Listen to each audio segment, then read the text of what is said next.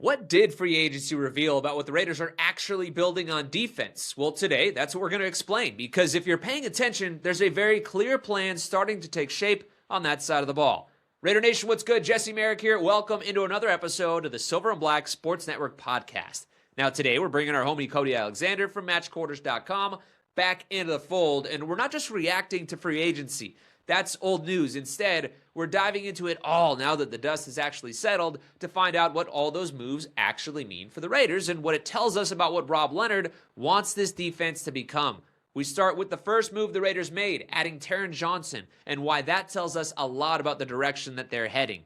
Then we dive into why three safety looks are taking over the NFL, and the one piece the Raiders still need on the back end to unlock this defense from that standpoint. And then from there, we shift to the front seven and explain why everyone is likely overreacting to the switch to a 3-4 base defense. Cody rips that apart and explains what that change really means for the Raiders and how it will actually impact their approach to the draft along the defensive line. And finally, we answer a very big question. Do the Raiders even need a true 3-4 nose tackle? Because the answer to that could completely change how you're looking at this defense and the draft. You know Cody brings the heat, and this one is loaded as always. But before we dive into all of that, you guys know what time it is. It's time for our question of the day. And I want to know, what did free agency tell you about what the Raiders want to be on defense specifically? Drop your thoughts in the comments, and if you haven't already, make sure you smash those like and subscribe buttons, and check out our free Raiders newsletter at silverandblacksportsnetwork.com as well. In the meantime, though, let's dive into today's show and explain what parts about the Raiders' plan on defense got a little clearer over the last few weeks.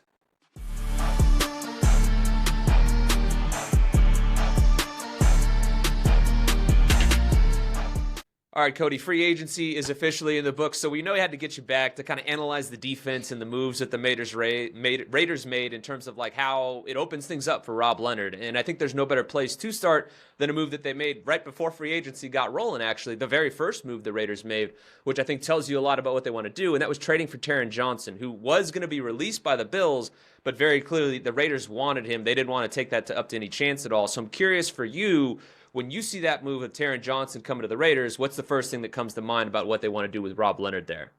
Well, I first want to address why Taron Johnson got released. So Jim Leonard, because what I don't want is Raiders fans sitting here and thinking like, okay, well, he must be a has-been or we're getting leftover scraps. Taron Johnson is one of the best nickels in the NFL. If you're sitting here and you're asking, why is a guy like Jim Leonard getting rid of a nickel like that? You go and look at what Jim Leonard has been really doing since he left Wisconsin, when he was at Illinois as a defensive assistant, then when he was with the Broncos. They want a nickel that can cover. So if you go and look at like Jaquan McMillan for the Broncos, they want a guy that can cover in the slot.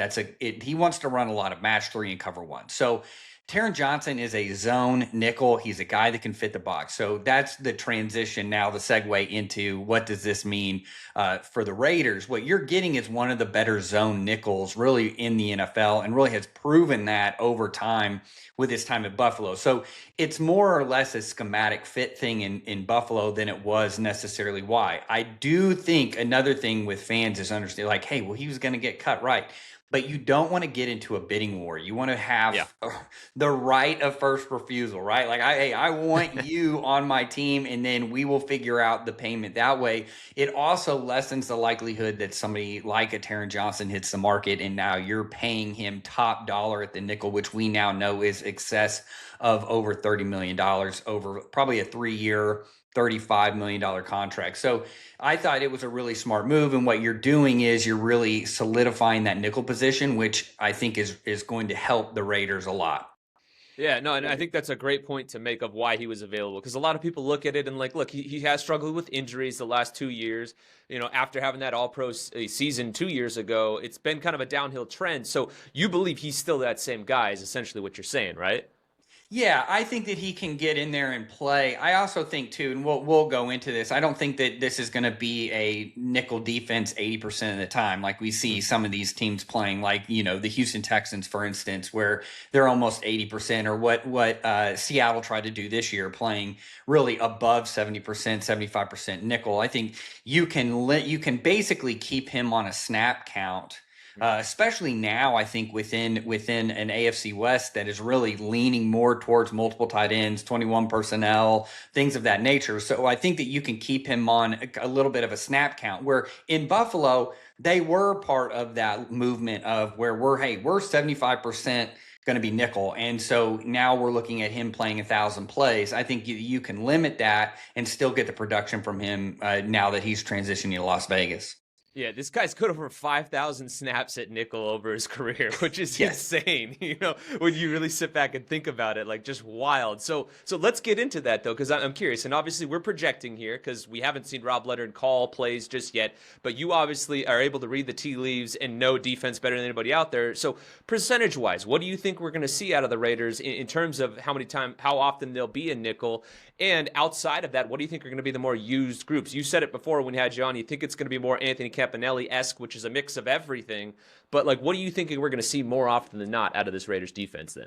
I really do think that you're going to see a nickel-based defense. I think if you look at the setup of what they did, they added at edge and inside linebacker. They didn't add on the inside. So it's not like we're trying to beef everybody up on the inside. I think they feel good about where they are on the inside.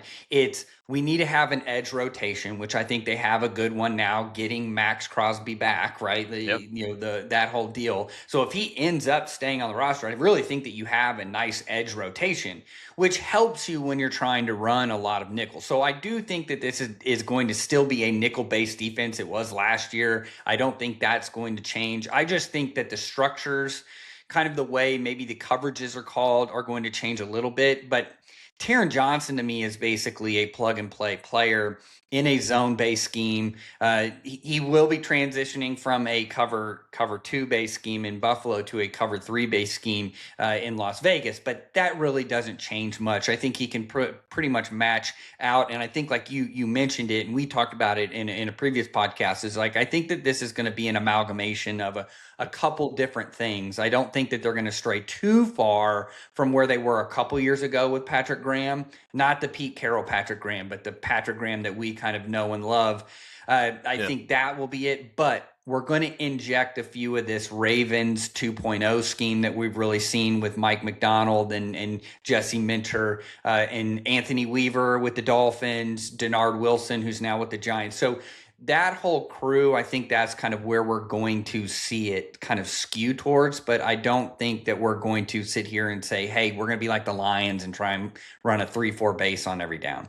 Yeah. And that's the thing. I want to get into more like the 3-4 base talk and how that can look when they're sitting in nickel and things like that. But before we do, want to make sure and power home the point, like you said, Patrick Graham from a couple years ago, not the Pete Carroll version that very clearly had a big impact on him. Like we've talked about that a lot on the podcast, and you made sure to emphasize that. But also too, just in terms of like the way this 3-4 base is going to look, because obviously we see in Seattle, Mike McDonald transitioned to a 4-man front, and that was they were running like that 4-2-5. So I guess, what do you think we're going to see more of? Are we going to see some of those 4-2-5 looks, or is it going to be more of a 3-3-5 when they are in that nickel? Like, what are you expecting, the fronts to really look like? Because they came out and said we're going to switch to a 3-4 base, so a lot of people were like, well, okay, so we're going to be a 3-4 all the time, which we know they're only in base about 30% of the time in the league now. Well, look, I'm in the DFW area, so I had to kind of, calm everybody down here in the metro. I was doing a lot of radio hits, because I'm very familiar with the Fangio system. Christian Parker, I know, so it's like he came out and said the same thing. Hey, we're going to switch to a 3-4. Everybody here in Dallas, if you know anything about the Cowboys, it has been really a 4-2-5 for pretty much the last decade, right? Yeah. So all that means is, remember, the 3-4 is your home base. And that's where in day one, when we install the defense, what are we going to install? Now, that is your structure. So think about it more structurally than who's on the field. So what does that mean when we go to a 4-2-5? Well, we're going to play with a little bit more gap and a half on the inside, meaning that we're going to ask our interior guys to play more head up on the guard than we are necessarily playing into a gap. And so that's where that transition comes into. So it's more of a philosophical and kind of a schematic tangent than it is necessarily oh, well, we were a 4-3, now we're a 3-4, we're going to have to completely change the defense. No, that's not the case. Because even here in Dallas, like they're going to be in nickel most of the time. If you watched the Eagles, they were mostly in nickel. So why am I saying this? If you look at the Seahawks, which we kind of have an idea, we kind of feel like they're going to try and mold their more of the defense towards that kind of Ravens 2.0 mold. Okay, well, they played a bunch of nickel. They played a bunch of four down. Jesse Minter with the Chargers played a lot of nickel, played a lot of four down. It's the structure and the way you fit the run and what you're asking technique-wise for your inside guys to play. That's where the 3-4 comes in. So kind of you have to think of it more conceptually than kind of the rigid black and white of like 3-4 versus 4-3. It's more about the concepts and techniques than it is about who's actually on the field. Yeah, I think that's a good way to go about explaining it. Because again, even for me, like as a guy who covers the team, I get caught up in like, okay, well, how's this gonna look and all that stuff. Like, I think that's a great point by you to really dive into what it actually means for them. And we'll get back into the fronts and what we're gonna see from the front seven in a second, because I do want to stick with the secondary players and the addition of Taron Johnson and everything like that. I'm curious, like, to the fact that he isn't more of your like pure coverage nickel. You like him more as a zone guy in just a kind of a box player, right? Is essentially what you're saying. That right. Yeah. I don't see him trying, moonlighting as a hash safety. I mean, like you mentioned, he has over 5,000 snaps at nickel. I mean, he's not somebody that is going to be dual taught. Does that mean that he can't? No. At the Bills, he was doing some of these non-traditional Tampas where he does have to defend a deep half, but that's not something that you want in his wheelhouse on an everyday kind of thing. This is going to also be, you mentioned his injury history. This is going to be a player that you really want more or less on a pitch count. You want him on the field as much as you possibly can, but I think looking at it and saying, hey, we're going to play from, 2/3 of our defense from nickel, I think that's pretty good. Let's say you play 1,000 snaps during the season. He's playing 670. I think we would take that. Where we don't want it to go is he's playing 12,000 snaps. Right. Yeah. Especially with his injury history. And I don't think that that's really where we're going, but I do think he's going to play that zone, which we have a feeling that's where it's going to be. He can play man. I'm not saying he can't. That's just not what they did with the Bills. They did a little bit more as they went through, but he is that hybrid nickel. He plays near the box. He can fit the run really well, and he's exactly what you want in a modern nickel. It just seems like a better version of Jeremy Chin. Am I wrong there in terms of like, because that's kind of almost what they wanted out of Jeremy, and essentially what I'm asking is like, what does his addition mean for Chin? And I think you're kind of saying it's going to be like, they always talk about, coaches talk about wanting to rush in waves. Maybe they're nickeling in waves. Like, what exactly? How would you like between the two of those two guys? I guess what does his addition mean for a Jeremy Chin? Well, if you talk to a lot of these NFL coaches, they want to play more dime. And I know that sounds crazy, but I just did a podcast on Let's Talk Ball, my podcast, of where I talked about run fit structures, right? Mm-hmm. And one of the key comments in there is these teams are getting into 12 personnel and 13 personnel to cosplay just a pass. They want to they want to make you feel like they are running the ball because there's heavy personnel on the field, but they really want to get into their play action pass. And so what this allows you to do as well is when we get into these passing downs, right? Now I can match them with a dime package. We don't have to have a nickel package with an extra linebacker on the field. I can actually get a coverage-ish defender. Now we know Chin is really a box safety. He's a down safety. But I think that coverage-ish. Sorry, with Chin. Sorry, I did say it. I did. But my point with that is hey, we play a team.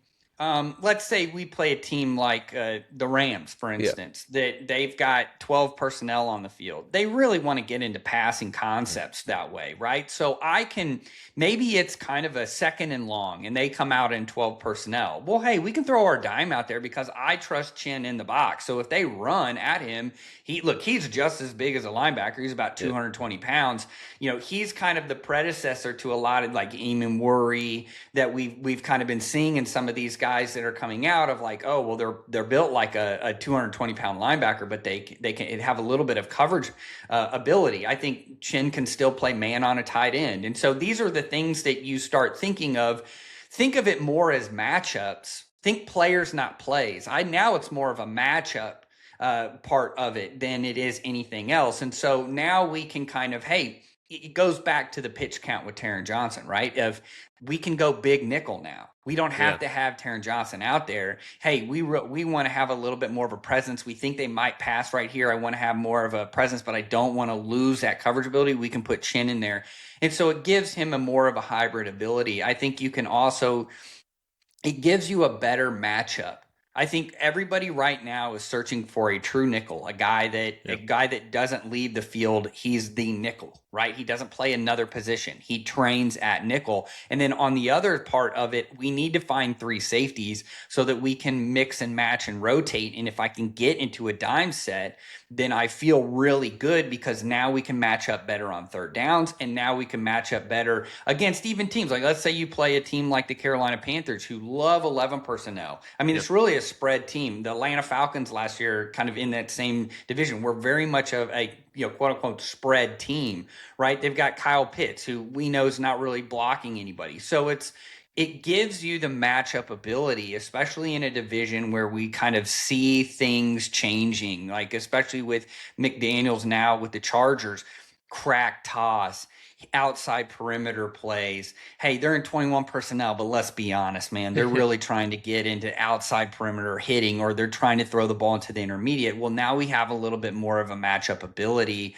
And so I think if you can build a diversity within that roster, it then opens up what you can do more. Now, the caveat, and I'll kind of end this here, is that you want to have schematic fluidity. And I think when you have guys like that, it's easier for me to move down than it is to play back, right? So to move backs. And so when you have a guy like Chin that reps as a hash safety in base, then is our hash safety in nickel, but then can move down in dime or can play some big nickel for us.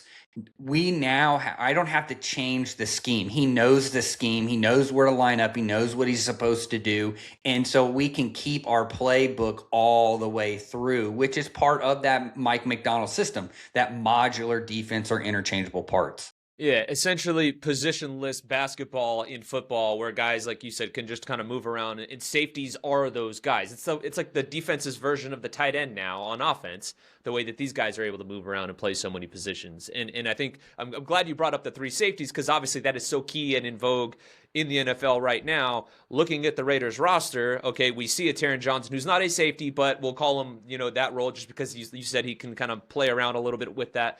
Got Jeremy Chin and Isaiah Pola-Mao. They obviously need, some more guys that can get out there and play. At least those would be the guys that you look at it as like your starters. You know what I mean? So, I guess what type of safety, very likely free safety, I'm guessing you're going to say, do they need? If you could kind of like mold one and maybe looking a little to the draft, who's a safety that would be a good fit for them style-wise with what they've got currently on the roster?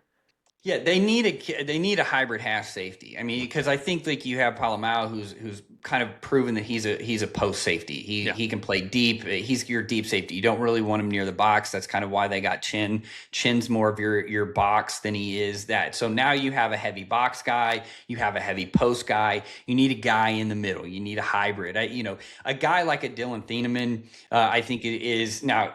Will he be around? Do you take him as early as that whole thing? Look, there's enough guys, and we see this every single year, that there is a safety picked in the second round that we look a year or two later and we're like, that guy's an all-pro. How the hell did he drop into the second round? And I think it really comes down to position valuation. I think it's going to change a little bit. I think in years past, a guy like a Dylan Thieneman, who is a true hybrid, I don't know, some teams will have him as a nickel. Some teams will have him as a starting safety.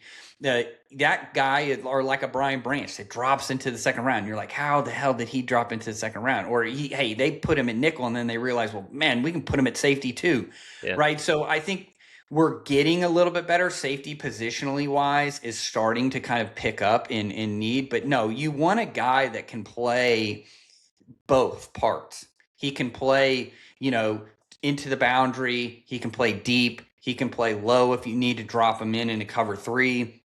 Has some coverage ability, can run and hit from depth, all of those things. So you're looking for hybrid safeties. You're looking for safeties that are kind of like, hey, they have all the spokes. You already have specialized guys. So the last thing you need is another specialized guy. Mm-hmm. And so as you're talking, like there's a handful of safeties that just when I'm mock drafting that have kind of fallen to where the Raiders are at. And, I'm going to throw some names out there. I don't know how familiar you are with all the safeties in the draft, but like Bud Clark is a guy from TCU, at least the Texas connection. Your thoughts maybe on him. Zakee Wheatley, another kid from Penn State, seems like a guy that could possibly have some of that versatility there. I know the Raiders did talk to Genesis Smith from Arizona, not really a good tackler, so I don't think I love the fit there for the Raiders. Maybe of some of those guys, are there any that you're familiar with that maybe could make sense for the Raiders? Bud Clark just seems like a guy that anytime I mock draft, I land him for the Raiders, and I think he may be able to come in and possibly take an Isaiah Polamau's job, which I think a lot of fans are hoping that they can replace him just because they didn't love the way that he was coverage-wise and tackling-wise last year either, to be fair. Well, yeah, and so Bud Clark comes from a system that has kind of been a traditional kind of either, they've played three high for a while now. Now they play split field safety. He plays from depth. He plays in the Big 12, which has a lot of 12 personnel, a lot of spread, has a mix of everything that you're going to get. And so he fits perfectly into kind of what you want. You want somebody that's going to be kind of that hybrid. I think the Wheatley kid from Penn State, playing a lot of man, playing a lot of cover three, playing a lot, kind of high to low, a lot of the times was in the null system, so kind of has that hybridization of the scheme. I think to me that is kind of what you want to stick in. Now Arizona has played a lot of cover three in the past couple of years with kind of where they have been at. So again, another guy from that system that fits kind of what you need. But I do agree with you, the tackling aspect, I think really anymore, I think we're starting to find out why were the Seahawks so much better than everybody else? And it was because they tackle. And I think that's kind of the common denominator. Their corners tackled. And in kind of a league where everything's wide zone and duo now, in both of those schemes, you don't tackle. You don't block the corner. So your corners have to tackle. And when they do, it really creates kind of a secret sauce to your defense. And we talk about run and hit, and we talk about do all those things with defensively. But if you could tackle, that makes it really big. Well, you're looking at two guys that you mentioned earlier with Bud Clark and then Wheatley, of guys that can kind of do those things. They can play deep, they can play up, they can play man, they can tackle, they can track. I think those guys, especially in the second round, are people that you should definitely be looking at. Yeah. I know Raiders fans love them some Bud Clark. A lot of them hoping, just on Twitter, because I did my mock draft earlier this week in our previous show, and Bud Clark, again, seems like a guy that I always end up landing in the fourth round, and Raiders fans lost their mind. So many people are like high on Bud Clark to fit in there, and the ball production has been there in a big way too for him. So really curious to see how it shakes out for them in the draft. There are just so many safeties in this draft. I hear all the analysts talking about how deep this draft is for safety. So it's a good time to need another guy to come in, and like you said, it'll unlock so many things for them with what they want to do defensively and complement the guys that they have there. I love the deep dive there on the safeties. Let's move back now forward and just talk more about the front seven, though, which I guess is in turn kind of when they're running these big nickels, it counts in the front seven. Like you said, all the dime packages they want to run, everything like that. But let's talk about the guys that they did bring in more so on the front, and then we'll work our way back to the linebackers too. But they go and bring in a Kwity Paye. Obviously, they haven't really made any other moves. They do bring back some of the defensive linemen, in particular Thomas Booker. They get Max reinserted back into it. But I guess the addition of Kwity Paye paired with Malcolm Kuntz, who they likely probably wouldn't have signed Kwity Paye had they known they were getting Max back realistically. But I guess now it creates that rotation, like you noted earlier, opposite Max Crosby. I'm curious, like the trio of them, and we could even lump in a Charles Snowden, who is just very much a depth piece. They did bring him back, but more so Max, Kuntz, and Kwity Paye, how you think the three of them work and what they can do for what Rob Leonard might want to do defensively. Well, I think bringing in a guy like Kwity Paye really kind of illustrated what they're trying to do. I don't think that this is going to be a really big simulated pressure team. I think that the Ravens kind of get that in that system. Kind of everybody kind of like, oh, well, they run a bunch of simulated pressures.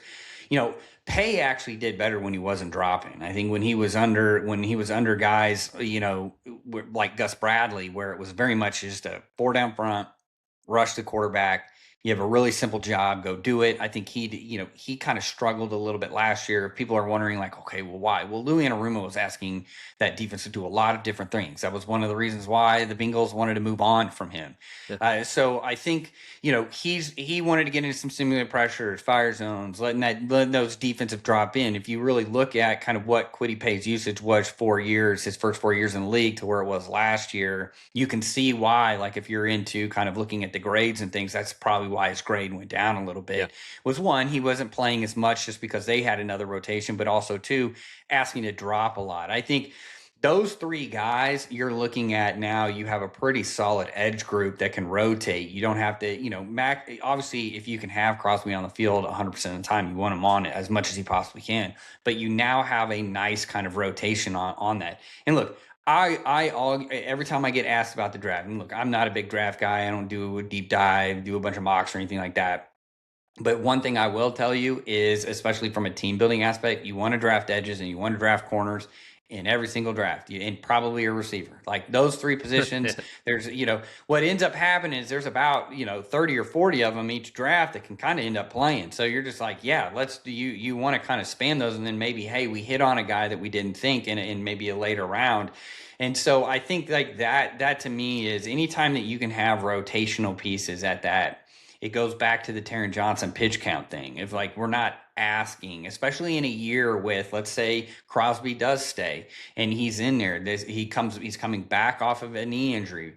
So you're giving him the ability, especially early in the year, that he doesn't have to play 60 snaps a game, that you can kind of get him into shape. And then, hey, by the time that it's midseason, he should be there. And now the rotation piece goes back the other way, keeping those guys fresh. Because again, you look at it, and we're talking a lot about Seattle. We're talking a lot about it just because, we kind of have an idea that this is where the defense wants to go. Well, if you go, what was the secret sauce with Seattle this year? It was the fact that they basically through the aggregate were able to lead the NFL in pressures, right? Like, or be one of the top ones. And well, that's because everybody's fresh. So I think that to me, more than anything, is why I don't think it's necessarily a bad thing that Max Crosby came back. No, yeah, definitely. Because again, like we talked about it earlier, like every coach says they want to rush in waves. Seattle was one of the few that really was able to do it with quality players all the way through. So that's where, to your point, like obviously you're not going to be worse by getting Max Crosby back. Like, that blew up in their face and they probably didn't love the idea of it all. But now it's like, hey, you just got an all-pro back. And again, the combo of Kwity and Malcolm Kuntz, very interesting working together to rush in waves and do all that stuff. I'm curious too with Max, just with what they want to do. I'd imagine his role probably doesn't change all that much from what they've done, over the years. But again, I don't want to concentrate too much on the 3-4 switch or anything like that. But with what you think he wants to do defensively, Rob Leonard, that is, how do you think Max will be used similarly to how he has been, and maybe what some of the wrinkles could possibly be with him? Yeah, I think you can do more stunting with him. I think that would possibly be something that you see. That was one of the things that you notice. Again, we go back to the Seattle defense that led the NFL in stunts, right? They were one of the top teams in stunt usage this year. I think of it this way. You kind of have two different styles of 3-4s, is that you either have kind of a more sturdy 3-4 where we really have a 5-man front. Yeah. This would be like your Broncos. The Lions fit into this, even though they're really a 4-3, cosplaying as a 3-4. But they really want to have a 5-man rush, right? And then all we're really asking these edges to do is be what I call a grab me player. Grab the tight end into the flat, grab the running back into the flat. They're just get some width on this, fake jet sweep, just to have a perimeter check out there so that we're keeping everything in the box. You're not asking these guys to drop into coverage, especially at volume, and you're not asking them to be very good at coverage. I think that's the biggest thing. Dean Pease, who's kind of the legend of, kind of the simulated pressure guru of the NFL, has been for a long time. That was one of the things that he used to always say is like, look, my DNs are vision players. They're grabbing people as they come out. They're dropping to an area and just get in the way and get your hands up because you're 6'5". Yeah, use right? the length. I'm not asking. Right. Yes. I'm not asking you to, cover Kyle Pitts down the field. Right. I'm not asking you to carry the slot. If we're doing that, then we're playing bad defense, and defense coordinator is not going to last very long. Yeah. So I think people outside of the coaching community probably fans, pundits don't necessarily understand the logic. They think 3-4 and they're like, well, we have to have these small quick guys. Well, I mean, the Broncos have that. Those guys aren't dropping into coverage. Yeah. And they're both two of the fastest get-offs in the NFL. Right. So and look, there are clips. There's a really nice clip from this year of Benito literally running with a wheel. Well, yeah, he's a 4-5 guy. I would hope that he could run with a running back. Are they asking him to do that on every single play? Absolutely not. These are specialty situations. These are setups on third down where we're going to leverage Max to then send pressure opposite. But it's a change up. It's not our fastball, if that makes sense. So that's the way that I look at it. You have a guy in Kwity Paye that can drop into coverage. He wasn't great at it. We're not asking him to do it a lot. Max is athletic enough to do it. I mean, he looks like a basketball player out there. So, you know that he's athletic to do it. Kuntz is obviously athletic enough to do it. But again, these are change-ups. These aren't your fastballs. These are setups. You're using leverage on third downs. You're doing some different things. But this is not, look, on first down, those guys are rushing and they're building a wall or they're going after the quarterback. Yeah, and I'm so glad that's the way you took it, because the follow-up was going to be about how often they'd be dropped back in coverage because, again, overreacting to the 3-4, when that was announced, so many people came out, oh, God, Max is going to be dropping back in coverage. Are you kidding me? All of this stuff. And it's like, no. Like, if you guys that aren't cranking the tape and doing all that stuff don't think that it's a bad idea to drop back coverage, what do you think the coaches think? You know what I mean? On a consistent basis, at least, So so that I'm just glad you took it that way, because that saves some time on the pod of really diving into it. So, because again, that was like a talking point for quite a while. A lot of people were like, we're going to drop back in coverage. Well, that's why Max needs to be traded, because he's mad now and all this stuff. And it's like, no. Same thing. I think your point about the 5-man fronts, that it's essentially a 5-man front. Yeah. When they're in that 3-4, whatever. And so that's the thing when they signed Kwity Paye, especially too with his, in terms of how he is in stopping the run, that to me was like ding, ding, ding. Like, okay, that's more so what we're going to see is a lot of 5-man looks from them. Rob Leonard being a former defensive line coach, he's going to want to make that front very interesting and provide different looks there. And so that's something I'm excited to see. Now let's kick it back though to the second level here. They go and bring in Nakobe Dean and Quay Walker. Before we really dive into the weeds, I'm just curious your general thoughts of both of those guys now reuniting from their time at Georgia together, now doing it in the league for the Raiders, what that could mean for the defense. This was the most interesting move, I think, in the entire NFL. And I don't think enough people are talking about it. I thought it was the wildest thing to me. You basically signed two players that are almost identical in what they bring. And so I thought it was really interesting. I'm very curious as to how this is going to work out. Now, the one thing I can tell you is they're both really good at blitzing. Yeah. And so in typical Georgia linebacker fashion, you're going to have a really high floor, not a high ceiling. They're going to be really cerebral, and so everybody's going to line up correctly. But also, they're going to be better at blitzing than they are anything else. And so I think when you get two guys like that, I'm really interested. And then you have a guy like a Jeremy Chin. Okay, who's going to be the odd man out? Is this going to be? I think Quay Walker is going to be the guy, and I think you have a guy like Nakobe Dean, who then is kind of if there's an odd man out, he'll be the odd man out, but he's more or less of the guy that I think, he lost his job really with the Eagles. And so I think getting them together though, I think you mentioned it with the whole deal with Leonard being a D-line coach, and then Kwity Paye talking about, with the signing of Kwity Paye, talking about stopping the run. I think if you really look at all these moves, it's all built to basically say our 6-man box is going to be really solid. And if we play base and now we got these two guys on there, we can be really diverse in a simple structure, if that makes sense. And so when I look at this, I think it was the most interesting move in the offseason, because I was like, okay, it was like the Spider-Man meme. They're all looking at each other. They're the same guy. And you're just right. And it's like, okay, how's this going to work out? And I think if you see what they did with some of the moves, I really think you can see, look, if Max doesn't come back, I really see a scenario where one of these guys is walking down on a regular basis. Probably Quay Walker walking down as a quasi edge, right? Like you're getting into these 5-man fronts one way or the other.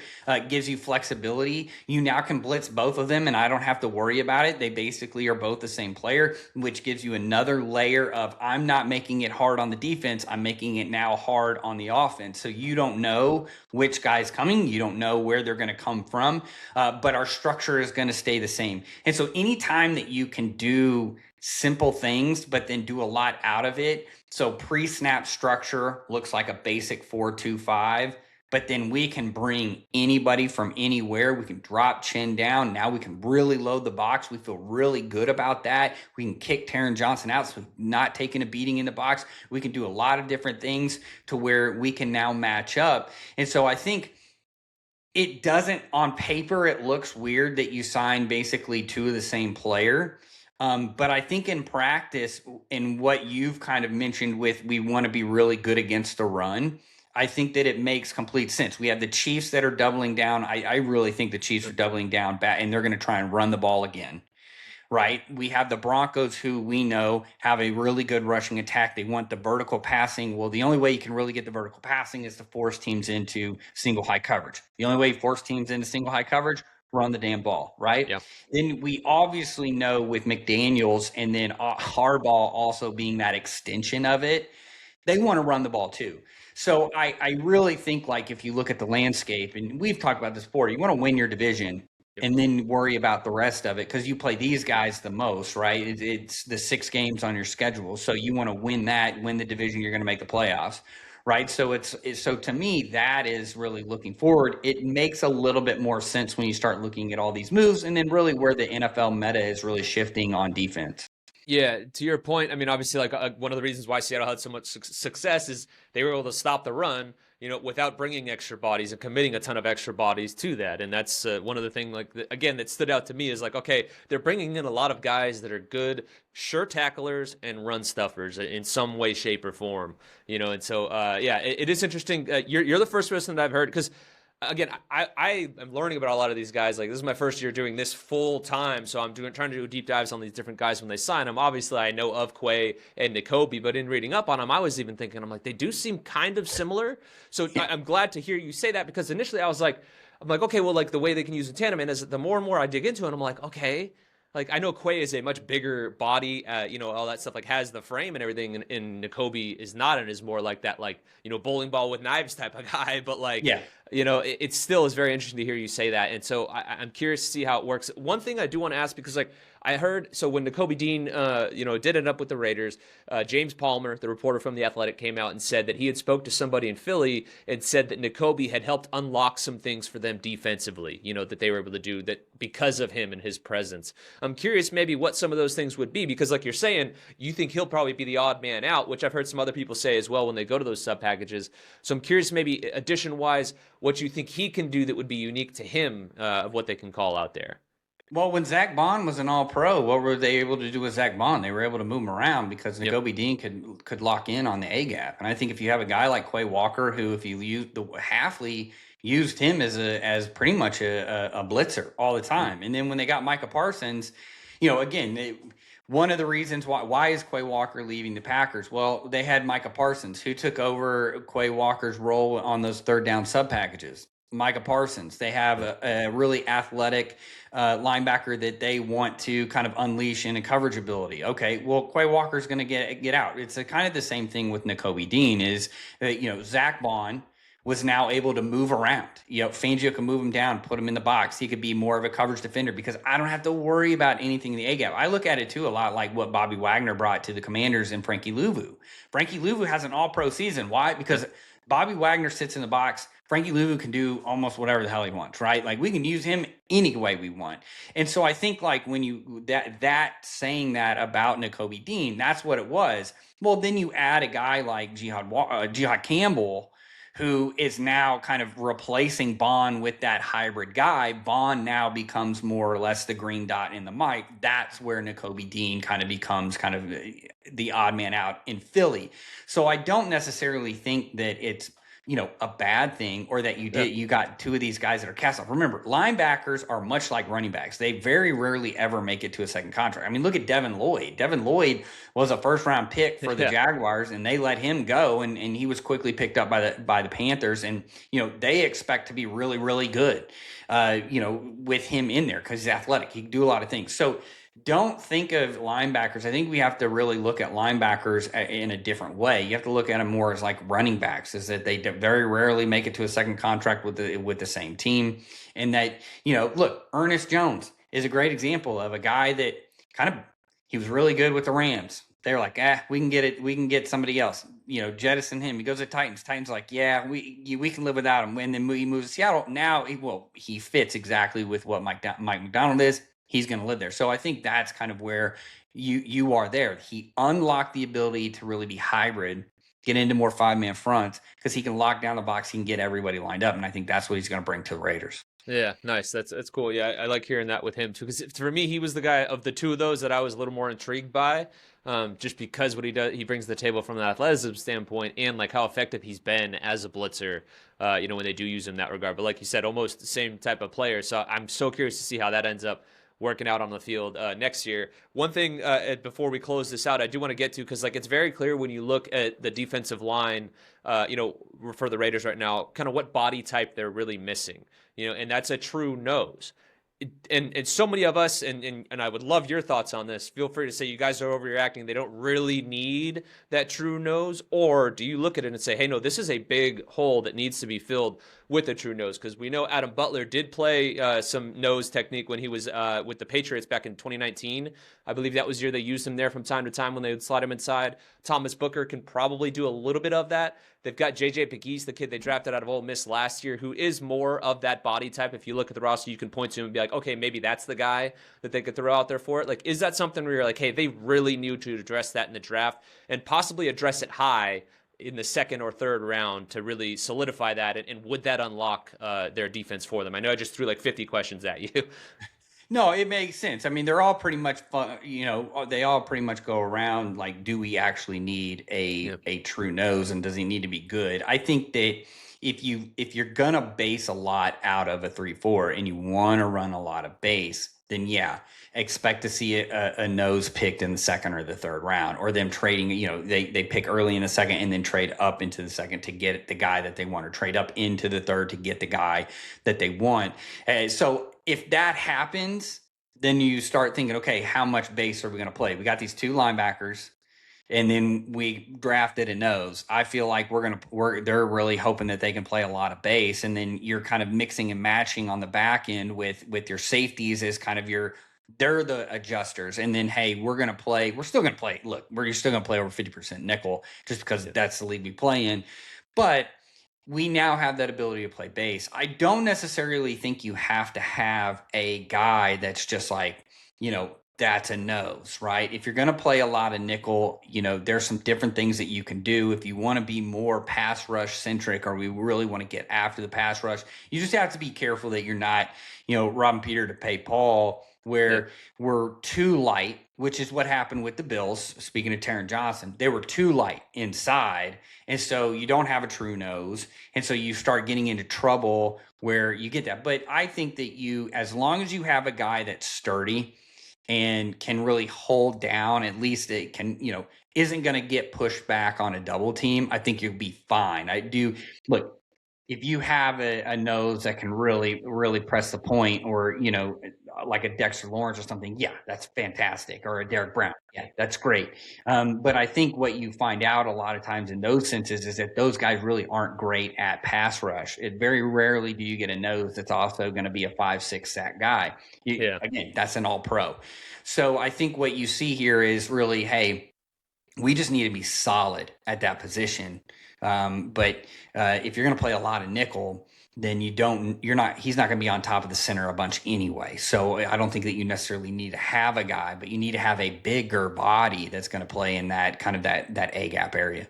Yeah, that's what I keep going back and forth on that. So I'm glad you kind of broke it down that way, because like when you go look at the draft, it seems like a lot of us, just in the Raiders sphere of things, media, fans, all that, when we're running mock drafts, we usually look to the second or third round to address defensive line / nose tackle, we'll call it here. And I look at some of the guys, I'll throw a couple names like I did with safeties here real quick to get your thoughts on some of them.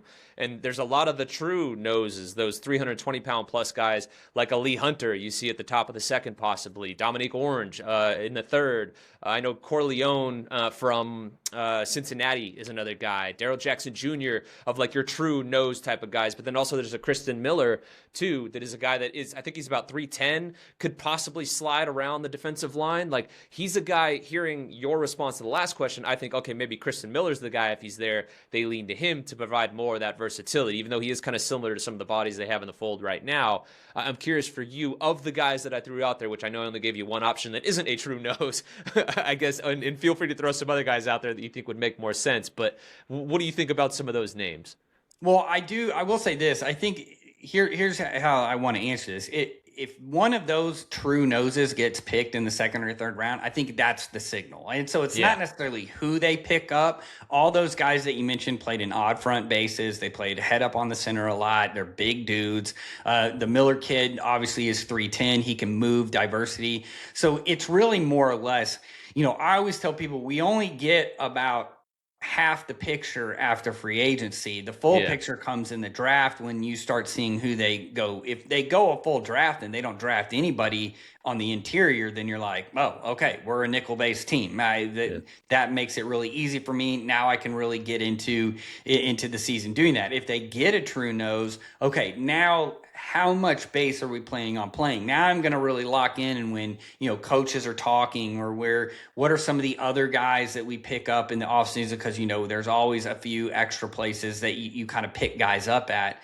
So I think that to me would be one of those. So instead of like picking a guy, you pick the body type, and whichever body type gets picked, or if they don't pick it all, that tells you more than all you need to know. Yeah, so I guess the follow-up on that would be, do you think, because it seems like we're talking like that they are going to be in nickel a lot, do you think they're going to go the route of more the non-traditional nose and go with a guy like a Kristen Miller or a guy that fits that mold rather than like a Lee Hunter type? Yeah, I think it's an add value. I would rather have a guy that I can play on first down, knowing that, hey, he can take a double team, we'll be fine. But hey, he adds a little bit of juice too. If this is one of those, it's second and long, or it's a first down, and we see a lot in the NFL is first down pass. So I think that to me, that add value mentality, especially, look, you didn't bring Taron Johnson to not play. And I think that that's the other thing too. You have the setup already. Again, just because it says 3-4 doesn't mean that that's what you're going to live in a lot. There's plenty of 3-4 defenses that play mostly nickel. So which is a 4 down front. So I think that's more what I would look at. Yeah, that's kind of the more you and I talk it through, the more I lean to, okay, yeah, probably more of a Kristen Miller type rather than that true 320 plus pound, two gapping like nose type of guy.